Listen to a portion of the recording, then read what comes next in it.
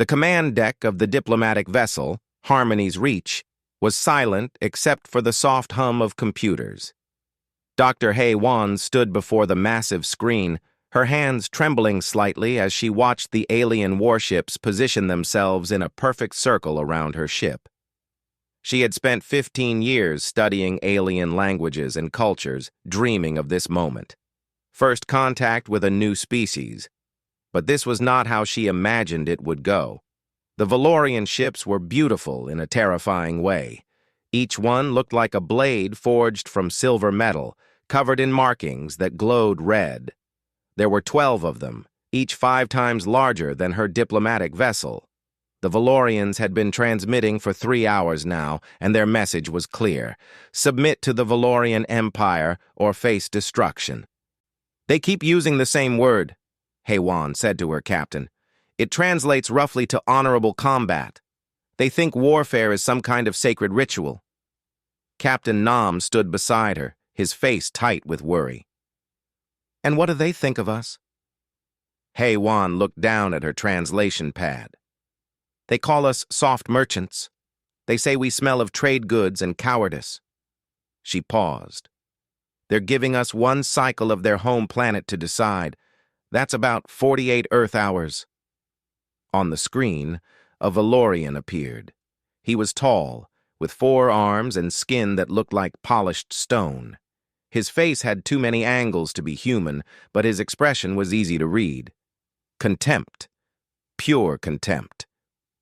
Humans, the alien said, his voice translated by the computer into flat, emotionless words. The Valorian Empire has spoken. You will join us as a subject species, or you will be destroyed. This is how it has always been. This is how it will always be. We are warriors. You are not. Choose wisely. The transmission ended. Wan felt her stomach drop. She opened a secure channel back to Earth Command and began composing her report.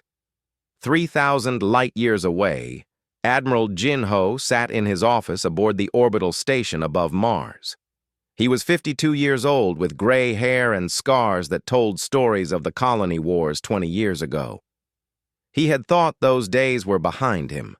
Humanity had been expanding peacefully for decades, building colonies, making friends with the few alien species they had met. The universe seemed kind. Then the report from Haiwan arrived. Jin-Ho read it 3 times. Then he read it again. His hands formed fists on his desk. He had dealt with aliens before. Most were peaceful, curious, eager to trade. Some were cautious but friendly once they understood humans meant no harm. But these Valorians, they were different. They were conquerors. He called an emergency meeting with Earth Command. 12 admirals and generals appeared on his screen, their faces grave. They want an answer in 48 hours, Jin-Ho said. Submit or fight. General Sung-min spoke first. He was older than Jin-Ho, a veteran of 3 wars. What do we know about them? Not much, Jin-Ho admitted, but their technology is impressive. Their ships are powerful, and they've been doing this for a long time. 3,000 years according to their transmissions. 15 species conquered. Can we win? Someone asked. Jin-Ho was quiet for a moment. I don't know. But I know we can't submit. Humanity doesn't kneel. The meeting went on for hours. They analyzed everything they could about the Valorians. They ran simulations. They debated. And in the end, they made their choice. The next day, the Valorians got their answer. But before the transmission could reach them, something else happened. 3 human colonies went silent. New Sol, a mining colony with 800,000 people. Harmony Station, a research outpost with 500,000 scientists and their families. Jade Reach, a farming colony with 1 million settlers. All 3 stopped transmitting within an hour of each other. When the reconnaissance drones reached them, they found nothing but ruins. The Valorians had attacked them from orbit, turning cities into craters. 2.3 million people dead. Men, women, children. Entire families erased in fire and light. The images came back to Earth Command. Jin-Ho watched them in his office, alone. He saw the melted remains of schools, playgrounds turned to glass, hospitals that had been vaporized. His hands shook as he held the data pad. A message had been left in orbit above New Seoul, transmitted in 30 languages, including human English. "This is a demonstration. Submit or all your worlds will burn. You have 24 hours. Jin-Ho stood up slowly. He walked to his window and looked down at Mars, at the red planet where humans had built their first off-world colony centuries ago. He thought about Earth, green and blue, hanging in space. He thought about the 47 colonies, each one full of people trying to build better lives. Then he thought about the 2.3 million dead. He opened a channel to General Sung Min. "Mobilize everyone, every ship, every soldier, every weapon we have." "Are we accepting their challenge?" Sung Min asked. "Yes," Jin-Ho said, "but not on their terms, on ours." The orders went out. Across human space, ships began to move. Military vessels left their stations. Reserve forces were called up. Civilian ships were quietly moved away from the frontier. And in secret shipyards, experimental weapon systems that had never been tested in real combat were activated. Engineer Dongwu received his orders while working on a satellite repair station. He was a civilian contractor, not military, but the message was marked urgent and classified. He read it twice, then looked at his assistant. "Pack everything," he said. "Project Phantom is going active." "That's not possible," his assistant said. "It's not ready. We haven't finished the testing." "It's ready enough," Dongwu said quietly. "And if it's not, we're all dead anyway." Across the fleet, similar conversations were happening. Captain Yuna received her deployment orders for the Ghost Division. Commander Hana was briefed on strike fighter operations. Young Tai Yang, fresh from Mars Academy, reported to the Indomitable as weapons officer and found the ship already preparing for battle. Dr. Haewon watched all of this from Harmony's reach and felt sick. She had tried to make peace. She had tried to find common ground, but the Valorians had seen her attempts as weakness, and they had murdered millions because of it. Admiral Jin-Ho sent one final message to the Valorians. It was short, simple, and it would be remembered for centuries. "You demanded we choose between submission and battle. We choose neither. We choose war. And since you chose battle, let us show you how it's done. You wanted to meet us in the Talus sector in 72 hours. We accept. Come prepared." The Valorians received the message and laughed. Humans were finally going to fight like warriors. This would be glorious. They had no idea what was coming. The war room on Earth was filled with people who had not slept in 2 days. Admiral Jin-Ho stood at the center, looking at a holographic map of the Talus sector. Around him, dozens of officers worked at their stations, coordinating the largest military operation humanity had ever attempted. General Sung Min walked in carrying a data pad. His face was tired but determined. "The fleet is assembling. We'll have 200 ships in position within 60 hours. Jin-Ho nodded but did not smile. "The Valorians are bringing 300. They outnumber us." "In ships, yes," Sung Min said, "but not in tactics." He activated a display showing the Valorian fleet's typical battle formation. "They fight like it's a dance, ships in perfect lines, formations that look beautiful. They announce their attacks. They give their enemies time to respond. They think it's honorable." Jin-Ho studied the display. "And we're going to teach them that war isn't about honor." Sung Min nodded slowly. "Some of the other commanders are worried. They say what we're planning isn't fair." "Fair?" Jin-Ho's voice was cold. "They killed 2.3 million civilians as a demonstration. They vaporized children to make a point. Don't talk to me about fair." On the other side of Earth, Dr. Haewon sat in a small office reviewing the plan. She had been asked to attend the military briefings as an advisor on Valorian culture. What she learned horrified her. Captain Yuna sat across from her, calm and professional. Yuna commanded the Ghost Division, humanity's special operations fleet. Her ships were small, fast, and almost impossible to detect. "You're going to attack their supply lines," HFY said, reading the plan, "before the battle even starts." "Yes," Yuna said simply. "That's not what they agreed to. They challenged us to fleet combat in the Talus sector." "They did," Yuna agreed, "and we'll be there. But they didn't say we couldn't prepare the battlefield first." She leaned forward. "Doctor, I understand your concern. You want to believe we can be better than them. So do I. But they started this war by murdering millions of innocents. We're going to end it by making sure they never do it again." HFY wanted to argue, but she couldn't find the words. She had spent her whole life believing in peaceful solutions. But peace required both sides to want it. The Valorians only wanted submission. Yuna stood to leave, then paused at the door. "We're not doing this because we enjoy it. We're doing it because it's necessary. There's a difference." After she left, HFY sat alone for a long time, thinking about the difference between justice and revenge. Aboard the Indomitable, Tae Yang reported for duty. He was 23 years old, top of his class at Mars Academy, and absolutely terrified. The ship was massive, a heavy cruiser with enough firepower to crack a small moon.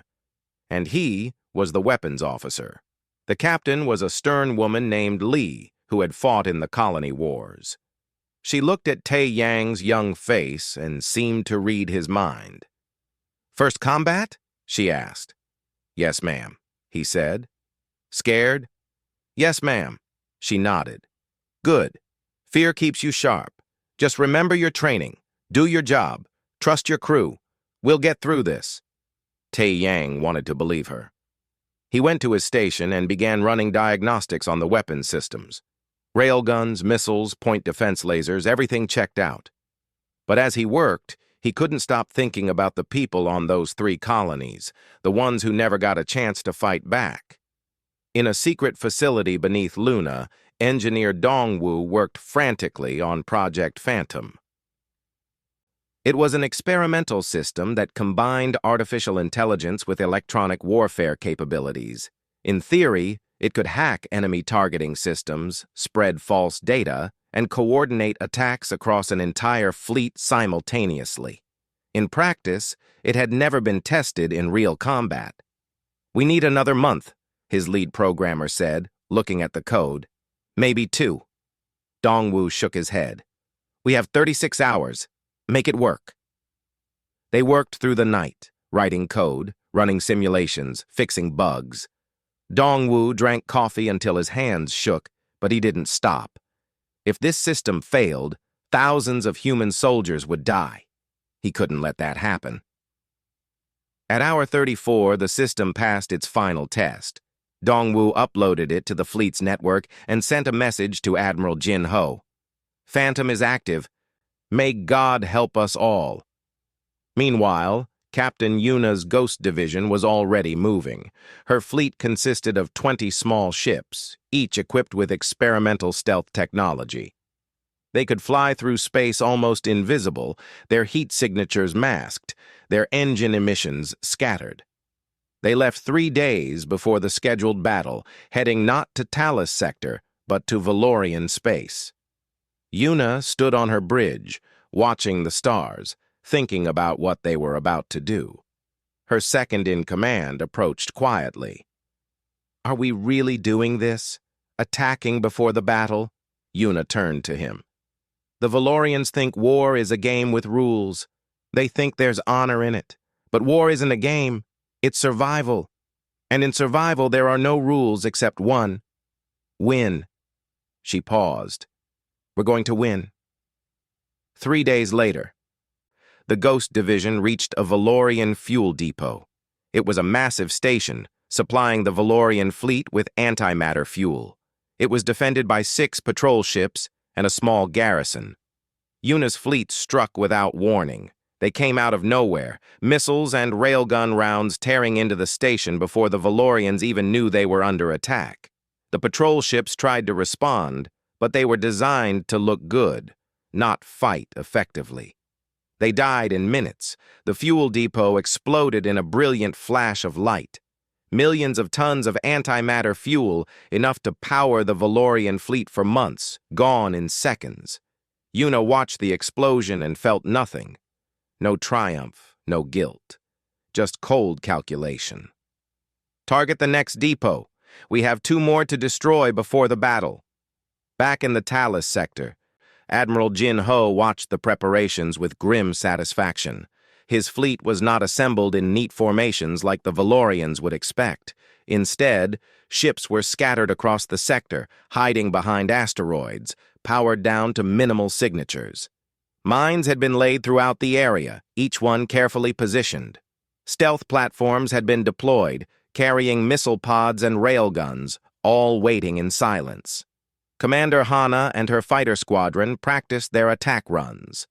Unlike traditional fighters that engaged in dogfights, human fighters used hit-and-run tactics. Strike hard, strike fast, and disappear before the enemy could respond. "Remember," Hana told her pilots, "we're not here to fight fair. We're here to kill the enemy and survive. Pride is for dead pilots." On Earth, General Sungmin gave a final briefing to the assembled admirals. The Valorians will arrive expecting a traditional battle. They'll form their beautiful formations. They'll probably even announce their attack plans because they think that's honorable. We will give them no such courtesy. He pulled up the tactical plan. Phase 1. The Valorians arrive and find the sector empty. They'll be confused. That's when we activate the mines. Phase 2. Stealth ships uncloak and attack from multiple angles. Phase 3. Phantom system engages, scrambling their communications and targeting. Phase 4. The main fleet arrives and finishes them. One of the younger officers raised a hand. "Sir, shouldn't we at least give them a fair fight?" The room went silent. Jin Ho turned to the young officer, his face hard. "They killed 2.3 million civilians. They destroyed 3 colonies without warning.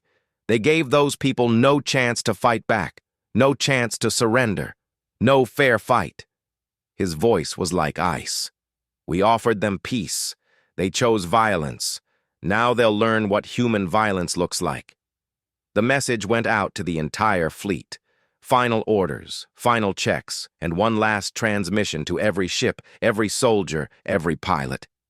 "This is Admiral Jin Ho. In 6 hours we fight. Not for glory, not for honor. We fight for the 2.3 million who can't fight anymore. We fight so the Valorians never threaten human worlds again. They wanted to see us battle. Since they chose battle, let us show them how it's done." Across the fleet, thousands of men and women prepared themselves. Some prayed. Some wrote letters to families they might never see again. Some just sat in silence. Tai Yang sat at his weapons console, hands steady now. He thought about his sister who lived on New Sol, who had lived on New Sol. Past tense. She was gone now, turned to ash by Valorian weapons. He activated his targeting systems and waited. The Valorians were coming. The Valorian armada arrived at the Talus sector in perfect formation. 300 warships, each one a masterpiece of engineering, arranged in concentric circles that would have been beautiful if they weren't instruments of war. War Master Krell stood on the command deck of his flagship, the Eternal Glory, and felt satisfaction wash over him. "Scan the sector," he commanded. "Find the human fleet." The sensors officer worked for several minutes, then looked up confused. "War Master, I detect nothing. No ships, no energy signatures. The sector is empty." Krell's satisfaction turned to annoyance. "Empty? The humans agreed to meet us here. Are they cowards after all?" "Perhaps they fled," one of his subordinates suggested. "Perhaps they realized they could not win." Krell considered this. It would be disappointing. He had hoped to teach these soft humans a proper lesson in warfare. But if they had fled, At least it showed they understood the Valorian Empire's power. "Prepare to return to the colonies," he began to say. Then the first mine detonated. It was a fusion mine, hidden against an asteroid's surface, completely undetectable until it activated. The explosion tore through 3 Valorian ships instantly, their shields not even raised because they thought they were safe. The ships broke apart, their crews dying before they even understood what was happening. Krell stared in shock. "What was that? Did we hit an asteroid?"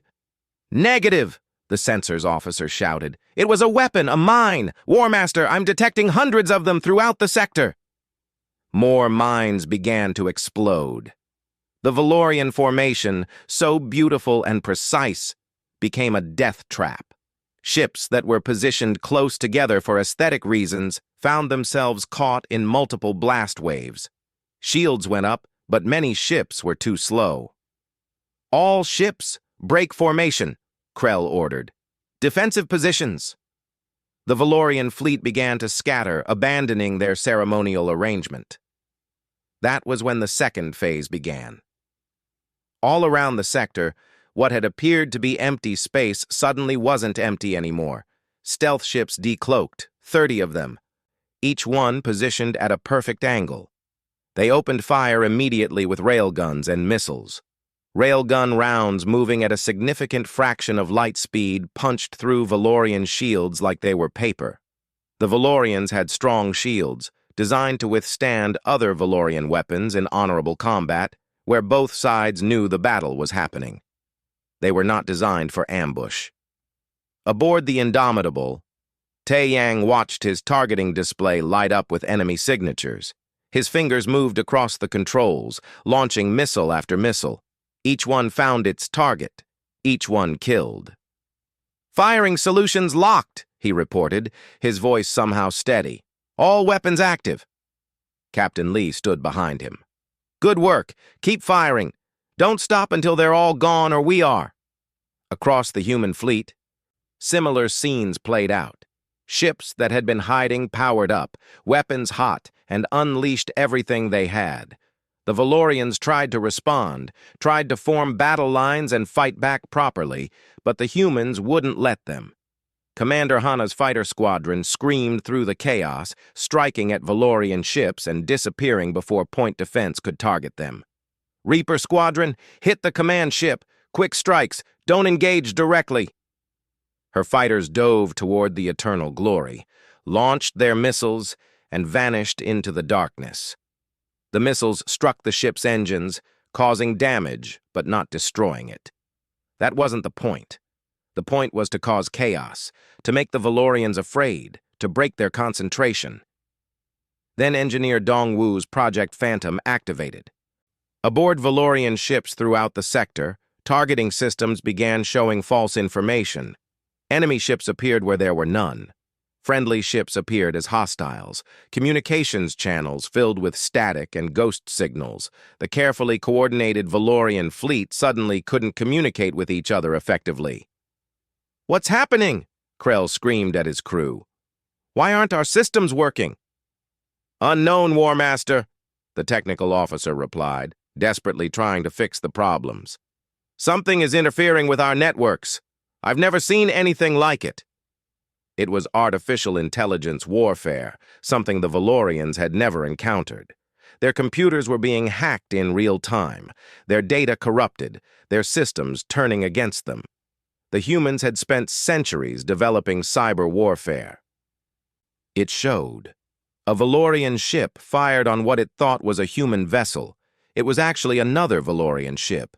3 more ships collided because their navigation systems showed false positions. The chaos multiplied. Vice Admiral Ji-eun watched from her command ship, still hidden, waiting for the right moment. She had the second wave fleet, another 100 ships all fresh and undamaged. She watched the Valorians panic, watched them break, watched them die. "Now," she said quietly, "all ships, advance. Time to end this." The second wave emerged from behind a moon, engines at full power.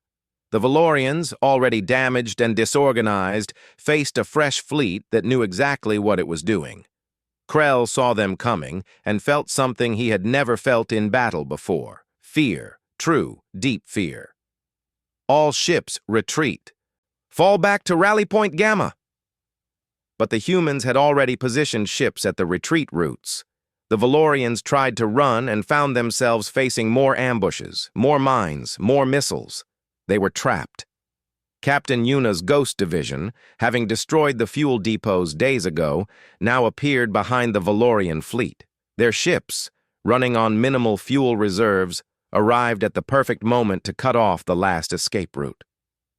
No honor in this, Yuna said quietly to herself, but honor won't bring back the dead. Her ships opened fire. The battle, if it could be called that, lasted 31 hours. The Valorians fought bravely when they could fight at all, but bravery meant nothing against superior tactics.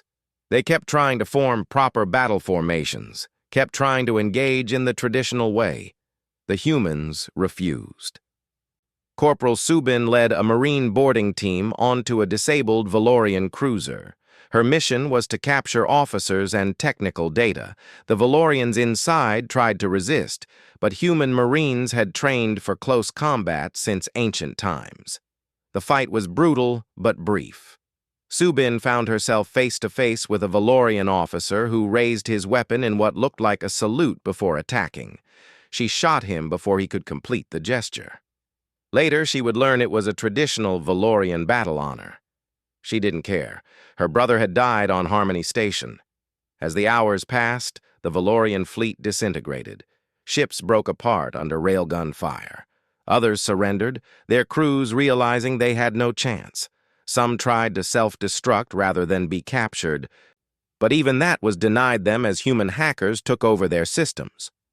War Master Krell watched his beautiful fleet die and could not understand it. Where was the honor? Where were the formal challenges, the declarations, the respect between warriors? These humans fought like animals, like machines, like something without souls. His ship took another hit, shields failing, engines damaged, weapons offline. War Master, his second said quietly, we must surrender. If we don't, they'll destroy us. Krell wanted to refuse, wanted to die fighting like a proper warrior. But he looked around his bridge at the young crew members, at the ones who would die if he let his pride decide. Signal surrender, he said, the words like poison. All ships, cease fire and surrender.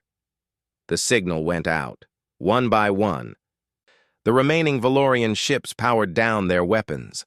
Of the 300 that arrived, only 79 were still capable of fighting. The rest were destroyed or crippled. Admiral Jin Ho stood on the bridge of the Indomitable and watched the Valorian fleet surrender. He felt no triumph, no joy, just tired sadness and the weight of necessary violence. Casualties? He asked.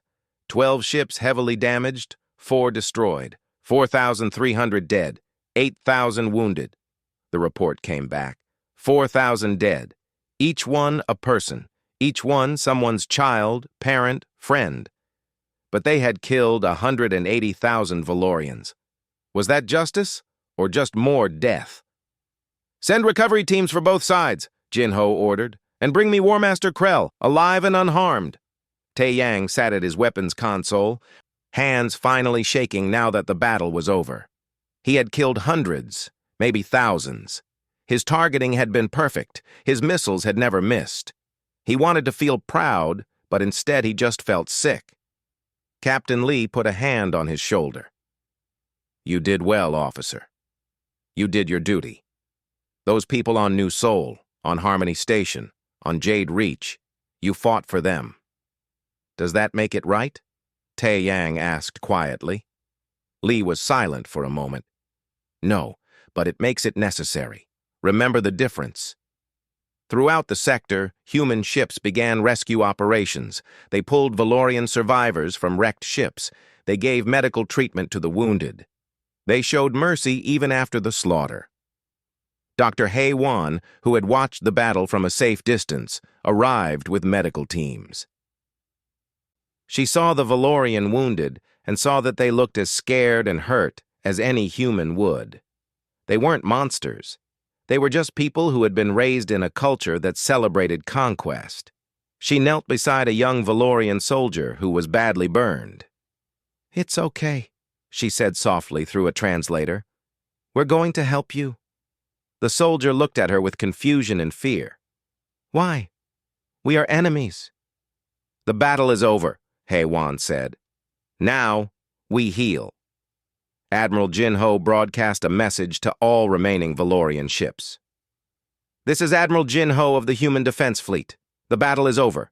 You fought bravely, but you fought stupidly. You treated war like a ritual.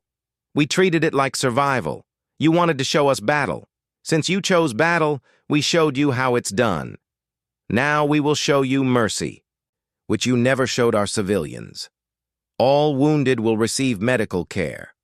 All prisoners will be treated according to interstellar law, and when this is over, you will go home and tell your people what happened here.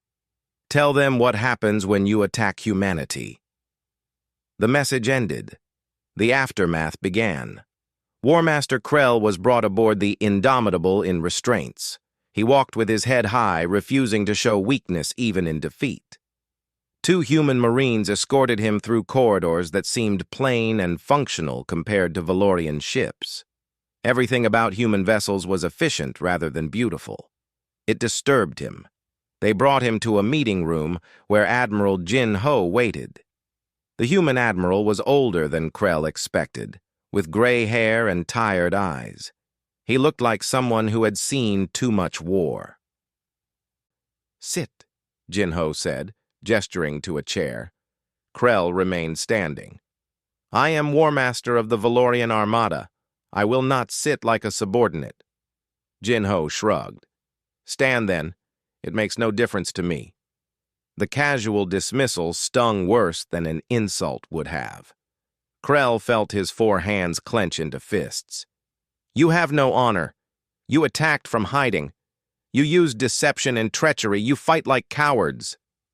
Jinho was quiet for a moment. Then he stood and walked to a display screen. "Let me tell you a story, War Master.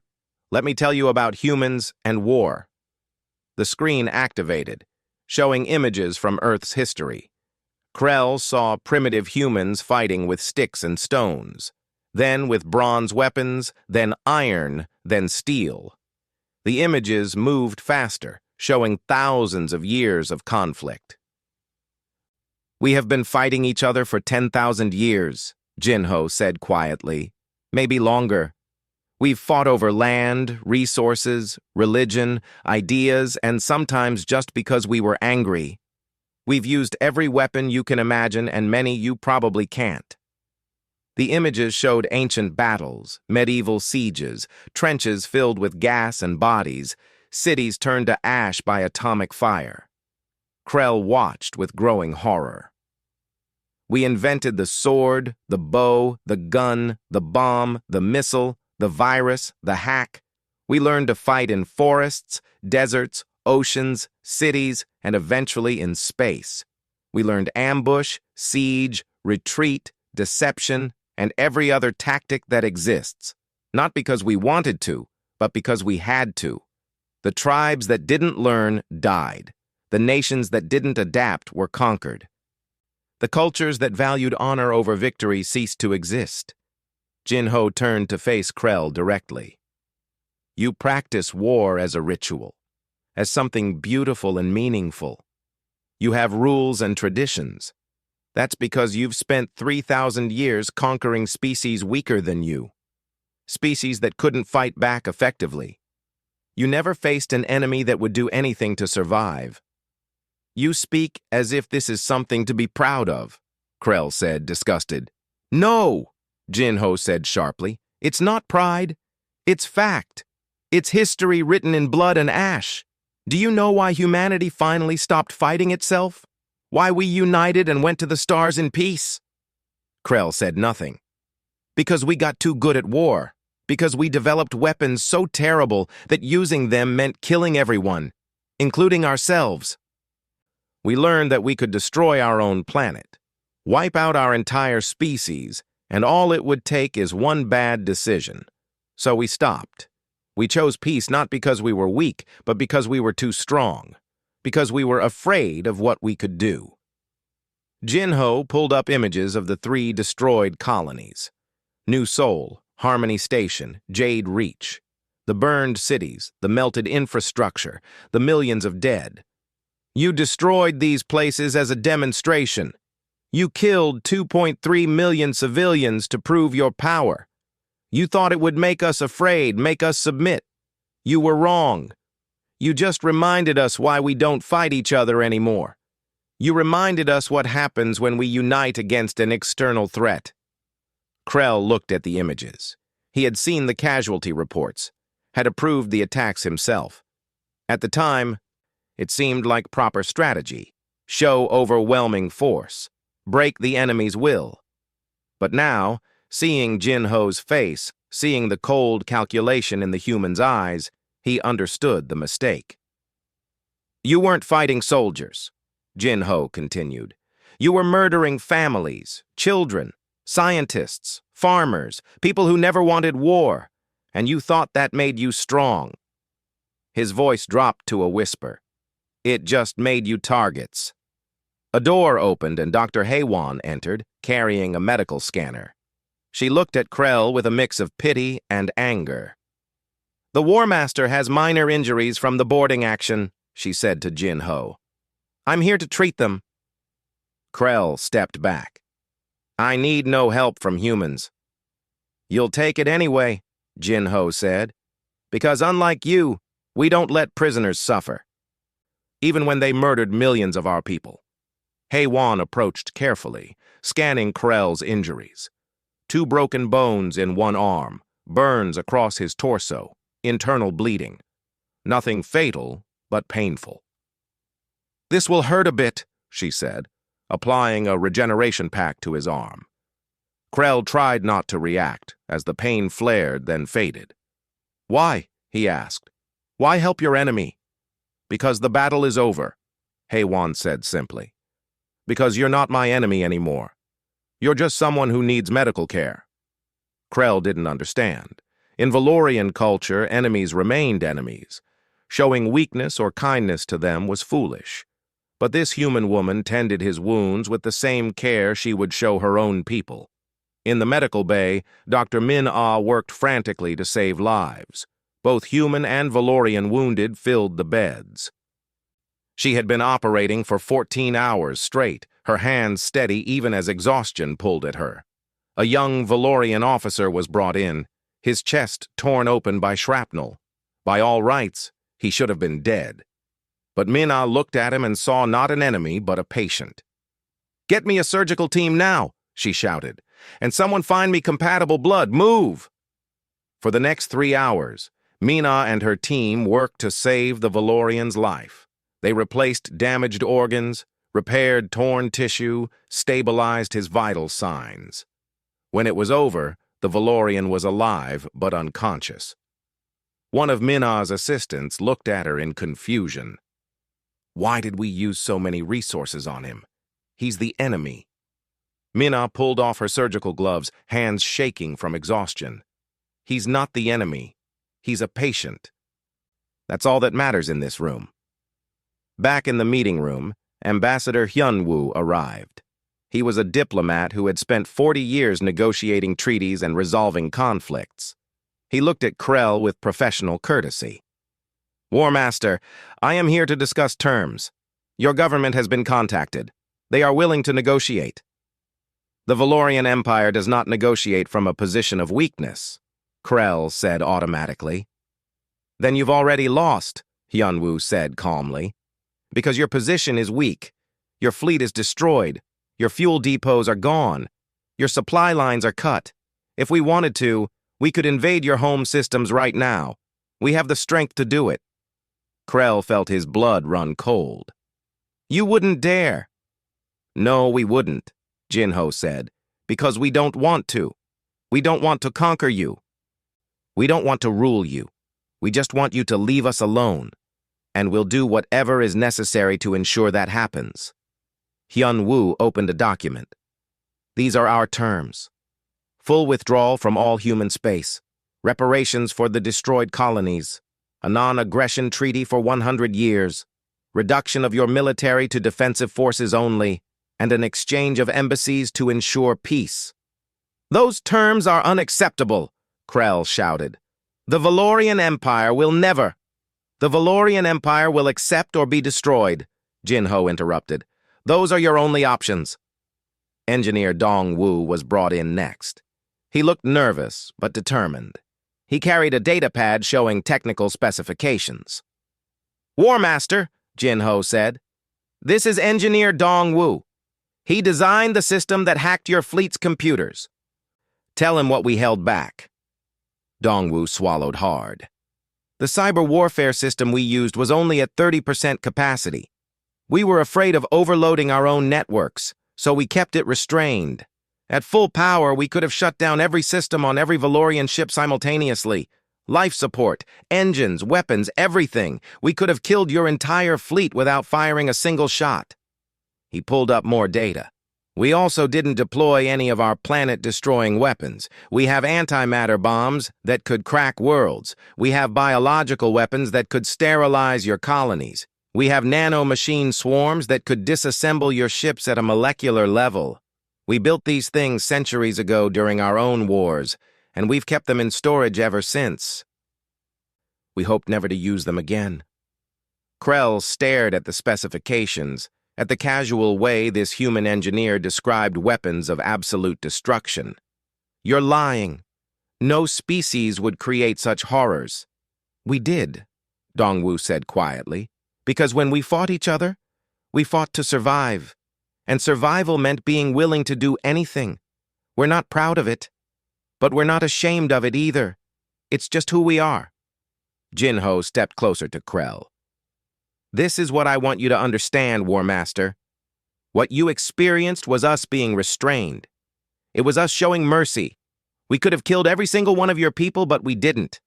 We captured your ships instead of destroying them. We treated your wounded. We're offering you terms instead of invasion. This is humanity being kind.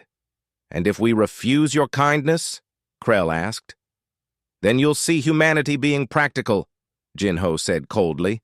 And I promise you, War Master, you don't want that. The meeting ended. Krell was escorted back to his cell, his mind spinning. He thought about his people, about the empire he served. They had been so proud, so confident, and they had never imagined that the soft traitors they met would be capable of such calculated violence. That night, Tae-yang sat in the ship's observation deck, looking out at the stars. He couldn't stop thinking about the people he had killed. His targeting had been perfect. Every shot had hit. Every missile had found its mark. He was good at his job. That's what scared him. Captain Lee found him there. She sat down beside him without speaking for a while. Does it get easier? Tae-yang finally asked. No, Lee said honestly. It doesn't. But you learn to live with it. You remember why you did it. Not because you wanted to, but because you had to. Because if you didn't, more innocent people would die. My sister died on New Seoul, Tae-yang said quietly. Part of me wanted revenge, wanted them to suffer. But now that it's over, I just feel empty. That's because you're a good person, Lee said. Bad people enjoy killing. Good people do it when necessary and hate themselves for it. The fact that you feel empty means you haven't lost your humanity. Throughout the fleet, similar conversations happened. Soldiers dealing with what they had done, medics exhausted from saving lives, engineers questioning the weapons they had built. Everyone trying to reconcile the violence with their values. And in his cell, War Master Krell lay awake, understanding for the first time that his empire had not encountered traitors or explorers. They had encountered something far more dangerous. They had encountered survivors. 3 months after the battle, the Valorian High Council gathered in their ancient chamber on the home world. It was a massive hall carved from black stone, decorated with monuments to 3,000 years of conquest. 15 species had knelt here, but today it was the Valorians who would kneel. War Master Krell stood before the council, his injuries healed but his pride shattered. Behind him, on massive screens, played footage of the battle. The council watched in silence as their perfect fleet was torn apart by human tactics. "Explain," the High Chancellor said, her voice cold. "Explain how you lost 300 ships to 200. Krell's 4 hands clenched. "They did not fight with honor. They ambushed us. They used deception, hacking, traps. They refused to engage properly." "And you let them," another council member said. "You walked into their trap." "How could I have known?" Krell demanded. "We studied them. We watched their transmissions, their culture. They seemed peaceful. They seemed weak." The High Chancellor stood. She was ancient, over 200 years old, and she had overseen the conquest of 8 species. They seemed peaceful because they chose peace. There is a difference between weakness and restraint. We mistook one for the other. She activated another display, showing human history, the same images Jin Ho had shown Krell. Thousands of years of constant warfare, technological advancement driven by conflict, weapons of unimaginable horror. "Look at what they did to themselves," she said. "Look at their own history, and understand that we did not fight weak traitors. We fought a species that has been at war for 10,000 years. They stopped fighting each other only recently. Do you know why?" Krell shook his head. "Because they became too good at it. Because they reached a point where continued conflict meant extinction. So they stopped. But stopping does not mean forgetting. It does not mean losing the ability." She turned to face the full council. "The humans offered us peace. We responded with violence. We murdered millions of their civilians. And they showed us mercy by not destroying us completely." Another council member spoke up. "The terms they demand are harsh. Reducing our military, paying reparations, accepting their embassies." "The terms are generous," the High Chancellor corrected. "They could have invaded our worlds. They could have used the same weapons of mass destruction they used on themselves. Instead, they offer us a chance to survive. We will accept their terms." "But our pride," someone began. "Our pride is dead," Krell said quietly. All eyes turned to him. "Our pride died in the Talus sector along with 180,000 warriors. I have seen what humans are capable of. I have seen their weapons, their tactics, their technology. And I have learned that they showed us only a fraction of their true strength. If we refuse these terms, they will not negotiate again. They will simply remove us as a threat." The council was silent. Finally, the High Chancellor spoke. "The motion passes. We accept human terms. War Master Krell, you will personally travel to Earth to sign the treaty. You will represent our people, and you will ensure they understand we seek no further conflict." Krell bowed his head. "As you command." On Earth, in the rebuilt remains of New Sol Colony, a memorial was being dedicated. It stood in the center of where the main city had been, a massive wall carved with 2.3 million names, every person who had died in the 3 attacks. Admiral Jin Ho stood before it, now retired from active service. He wore civilian clothes, but everyone knew who he was, the man who had won the battle, the man who had shown the Valorians the cost of attacking humanity. Beside him stood many others. General Sung Min, also retired. Captain Yuna, still active in the Ghost Division. Commander Hana, training the next generation of fighter pilots. Engineer Dong Wu, now working on peaceful technologies. Dr. Hei Wan, heading the new Department of Alien Relations. Dr. Minna, running the colony's hospital. And Tai Yang, no longer a frightened young officer, but a lieutenant, bearing scars both visible and invisible. Families of the dead gathered around the memorial. Some cried. Some stood in angry silence. Some had forgiven. Some never would. Jin-Ho understood all of them. A young girl approached him, maybe 10 years old. "Are you the Admiral?" she asked. "I was," Jin-Ho said gently. "My parents died here," the girl said. "My teachers say you avenged them, that you made the aliens pay."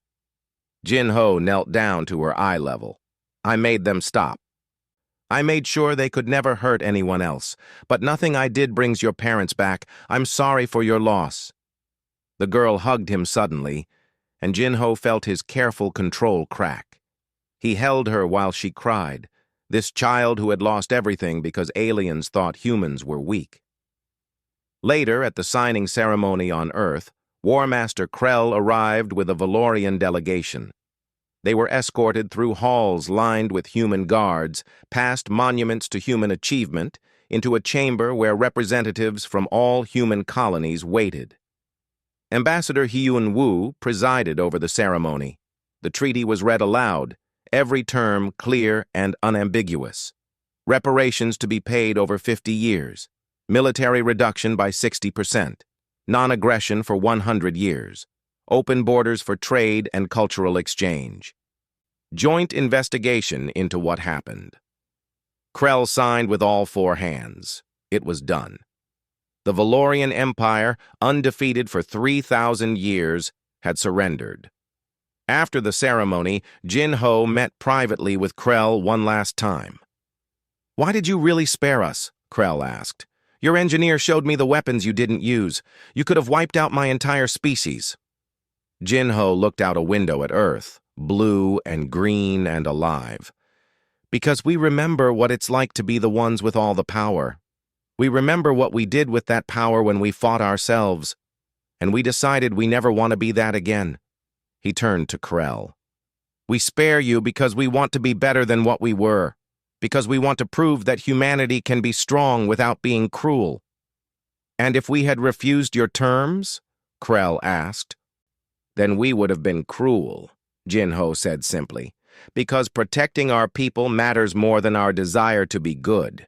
Never mistake mercy for weakness, War Master. We offered you peace because we want peace. But if you threaten us again, we will show you what we're really capable of, and you will not survive it." Krell nodded slowly. "I understand, and I will make sure my people understand as well." On Valor Prime, the Valorian home world, the news of the treaty spread. Some celebrated the end of the war. Others were ashamed of the defeat. But all of them began to study human history with new eyes. Young Valorians learned about World War II, about the atomic bombings, about conflicts that killed tens of millions. They learned about the Cold War, when humans built enough weapons to destroy their entire planet multiple times. They learned about cyber warfare, biological weapons, and technologies designed purely to kill, and they learned that humans had chosen to stop, that they had looked at what they were capable of and decided to be better, that the peaceful traders the Valorians had encountered were not weak, they were reformed. A Valorian student sent a message that went viral across both species. "We thought humans were sheep. We were wrong. They are wolves who decided to be vegetarian, and we made them remember they have teeth." 5 years after the treaty, an exchange program began. Valorian students came to human worlds to learn. Human students went to Valor to teach. The cultures began to mix, slowly, carefully. A young Valorian named Kess arrived at the rebuilt New Sol colony, part of the exchange program. She stood before the memorial wall, reading the names, understanding the weight of what her people had done. A human teenager named Bora approached her. "Are you okay?" "These people," Kess said, gesturing at the wall. "My people killed them." "Your leaders killed them," Bora corrected. "Not you. You weren't even born yet." "How can you forgive us?" Kess asked. Bora was quiet for a moment. "We haven't. Not completely. But we're trying, because staying angry doesn't bring anyone back." And because we want to believe that people can change, that species can change. She smiled sadly. Besides, humans have done terrible things to each other throughout history.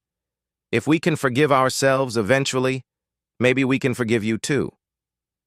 Captain Yuna continued to run the Ghost Division, but their missions changed. Instead of preparing for war, they worked to prevent it.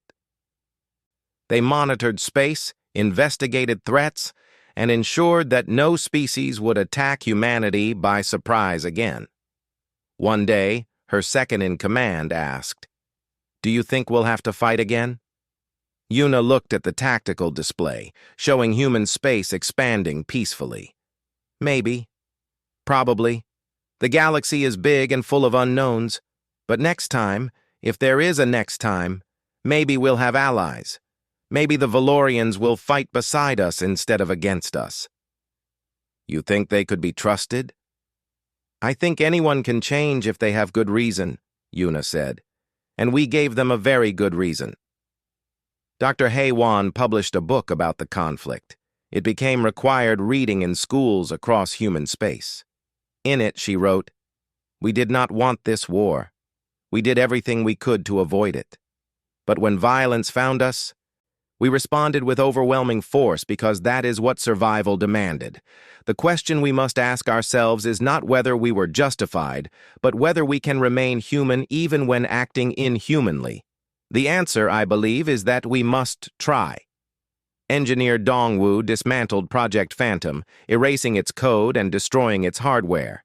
But he kept the designs in encrypted storage, locked away, just in case. "I hope we never need this again," he told his team, "but I'm not naive enough to believe we won't." Tae Yang became an instructor at Mars Academy, teaching young officers about weapons systems and tactics. But he also taught them about restraint, about the weight of command, about living with the consequences of violence. "You will learn to be efficient killers," he told his students, "because if war comes, efficiency saves lives. But never forget that every target is a person. Every ship you destroy has a crew. War is not a game. It is not glorious. It is necessary horror, and you must be able to live with what you do." 10 years after the battle, Admiral Jin Ho died peacefully in his sleep. He was 82. His funeral was attended by thousands, including a delegation of Valorians led by Krell himself. Krell spoke at the service. "I met this human as an enemy. He defeated me completely. He showed me that my people's understanding of war was incomplete, but more importantly, he showed me that true strength includes knowing when to stop. Admiral Jin Ho could have destroyed my entire species. He chose not to. That choice gave us a future. For that, the Valorian people will always honor his memory." The galaxy began to learn about humanity. Other species, hearing the story, approached with more caution and more respect. Some sought alliances, some kept their distance, none attacked. Humanity continued to expand, to explore, to build. They made friends with new species, established trade routes, shared technology. But every human ship carried weapons. Every colony had defenses. Every child learned history. Because humanity remembered. They remembered what they were capable of when pushed. They remembered the price of weakness and the cost of strength. They remembered the 2.3 million names on that wall. And other species remembered too. They remembered the message that had ended the Valorian Empire's reign. "Since you chose battle, let us show you how it's done." It became a warning passed down across the galaxy. The humans are peaceful. The humans are kind. The humans seek friendship. But never, ever mistake that for weakness. Because humanity knows war in a way few species do. They have fought themselves for 10,000 years. They have built weapons to crack planets and viruses to end civilizations. They have learned every tactic, every strategy, every nightmare of warfare. And then they chose to stop. They chose peace. They chose cooperation. But they never forgot how to fight. And if you force them to remember, you will not survive the lesson.